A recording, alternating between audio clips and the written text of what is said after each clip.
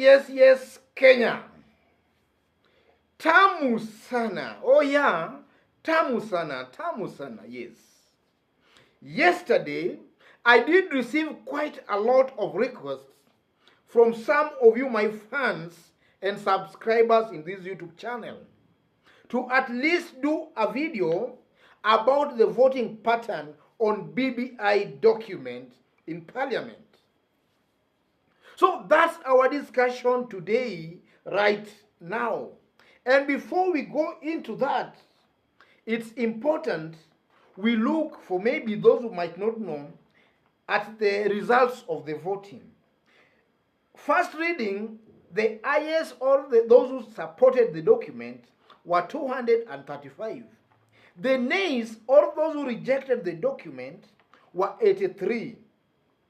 After that, it proceeded to the second reading. So in the second reading again, ayes were 224, the nays were 63 MPs. So those were the results, ladies and gentlemen. And from those results, you can see clearly that those who are supporting William Ruto, almost 100% of them rejected the BBI document. Those who are supporting Raila and Uhuru, almost 100% of them supported the document. So it was purely a war between William Ruto on one side and Uhuru Raila on the other side. It was all about that, ladies and gentlemen. So I want us to dig deeper into it and really understand what the results or what the voting pattern shows. The voting pattern is not any rocket science. And even before the voting, ladies and gentlemen, we could easily predict that it was to be that way. But what we never knew, or what most people never knew, was that the Handshake side or the Uhuru Raila side could manage to amass 2/3 members of parliament. That's what most people never saw coming. 2/3 simply means this, ladies and gentlemen. To get 2/3 members of parliament on your side, it simply means you can impeach the president or even a deputy president if you can garner 2/3 members of parliament. So this voting, from these results, ladies and gentlemen, one William Ruto is not sitting pretty. Because we all know that for quite some times, ladies and gentlemen, there's been some talks of an impeachment motion being brought against one William Ruto. That talk has been doing rounds for quite some times. And sometimes back, Ayub Savula, ANC deputy party leader, was collecting some signatures so that they could take it to parliament and then they bring an impeachment motion against one William Ruto. But now it's only ODM party that maybe put brakes onto that by saying that their members could not sign that impeachment motion unless the president himself comes out clear and supports such an initiative. So ODM party might have given it some breaks a little bit. But from the voting just recently, we can see clearly that should an impeachment motion be brought against William Ruto will be in Sugoi in the morning.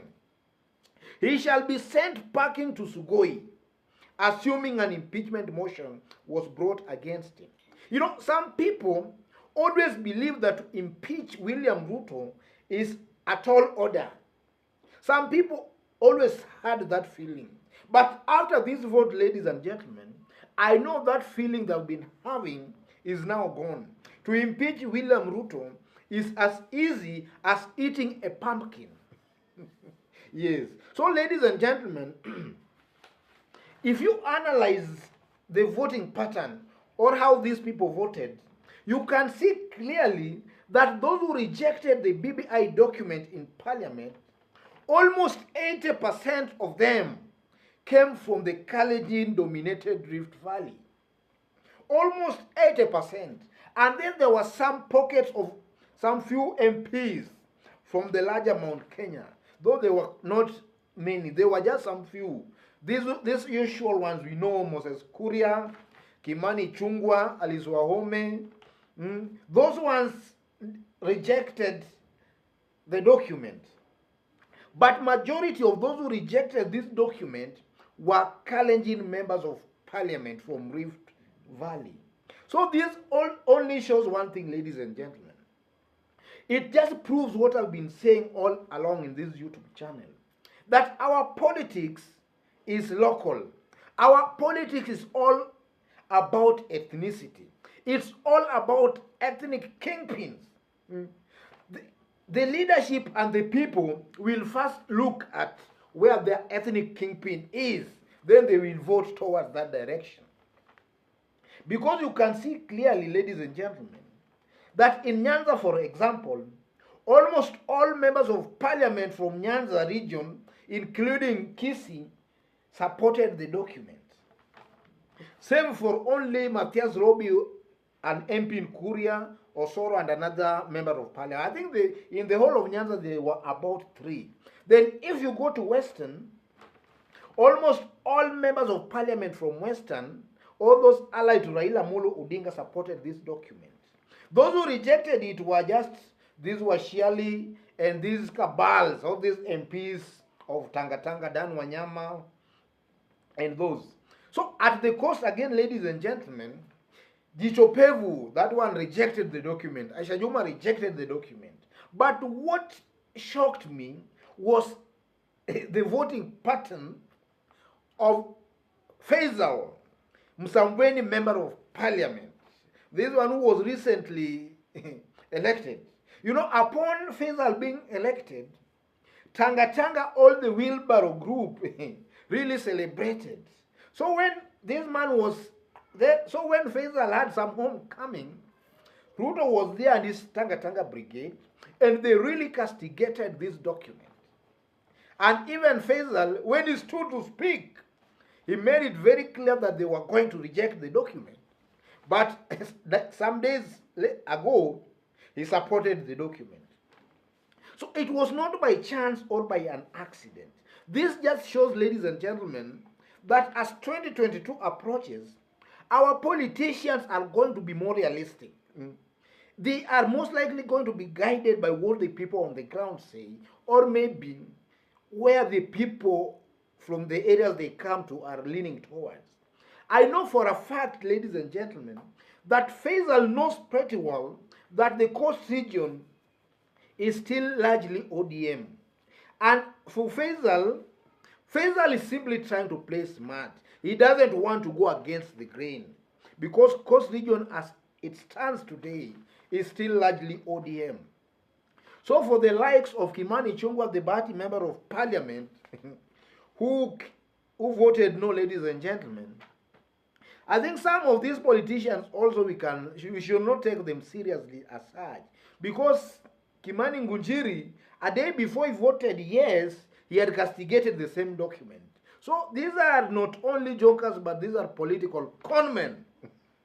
They are conmen anyway. So in Ukambani, Ruto has got some allies in the name of Victor Munyaka, the Machakos town member of parliament. That one rejected the document. And we want leaders like that. You stand firm. We want leaders like that. Even hata kama ni mbaya wacha iwe mbaya. So folks, ladies and gentlemen, you can see clearly that were an election to be called, the way the people would vote is not quite different from the way members of parliament voted. Ruto, assuming there was an election today, 80% of the votes William Ruto would most probably get will come from maybe the Kalenjin community. The other communities will look at where their ethnic kingpins or the leaders they identify will be. That is what came out very clearly from the kind of voting we witnessed. So, ladies and gentlemen, to my fans here and my subscribers here who are supporting one William Ruto, I think the voting pattern has brought it out clearly where Ruto will get votes. So don't expect too much from other regions anyway. Though that's my opinion, ladies and gentlemen. So let me stop it there. If you've bumped on this YouTube channel for the very first time, tap on the subscription button and on the notification bell in order to get a notification anytime we upload a new video. In case you are watching us outside of Kenya, drop us a comment and let us know from which part of the globe you are watching us from. Meanwhile, to all those viewing this video, kindly give this video a like, leave a comment, and if possible, you can share it. Thanks a lot. And before I forget, some people might be asking for my number. I've pinned my number on the comment section. Maybe you might want to have some private chat with me, or even to sponsor this program or show. Contact me through my WhatsApp number and let's see which is which. God bless you. God bless Kenya. Tamu sana, tamu sana.